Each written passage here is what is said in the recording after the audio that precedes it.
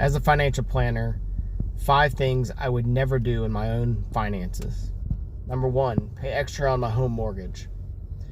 Mortgage rates are historically low. Yes, they're high right now, but there's still no good reason to overpay on your mortgage payment. That extra principal amount you would be paying in could be going to something else that's also a long-term investment, which should outperform the interest rate you're paying on your home mortgage. So I would never pay extra on my home mortgage. I don't think very many people are in a position that they should. There are a few exceptions if you're nearing retirement. Maybe you want to pay it off when you retire. That's a good reason. That's an acceptable reason. But mine will not be paid off at retirement. Number 2, putting all my eggs in one basket. I've had plenty of times where I was certain, was completely convinced of an investment that was destined to go up. There was no way it could go sideways or backwards. Come to find out, I was wrong. Something happened, something changed. My timeline was off. It just took too long. And I'm very thankful when that's happened that I haven't had all my eggs in one basket.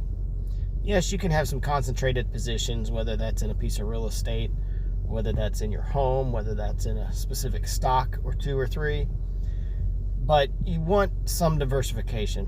Adding diversification adds some predictability, a hedge against things going wrong in what you believe.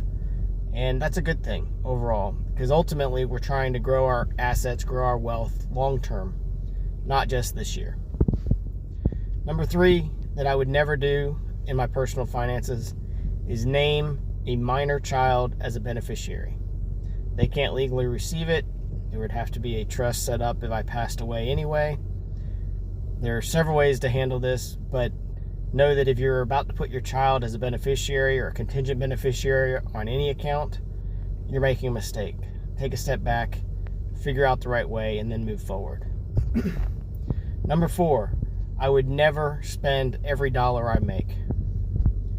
This is so clear to me when I look at one household versus another household. The households that are saving long term, year in, year out, month in, month out, have wealth accumulation. Those who don't save end up with nothing or near nothing, and they're really limiting their future outlook. And number 5, try to DIY things that are important to me. It's one thing to DIY a home project, but things like your finances, your ability to retire, don't DIY that. I'm Justin Struble. I'm not a broker. I'm a fixer.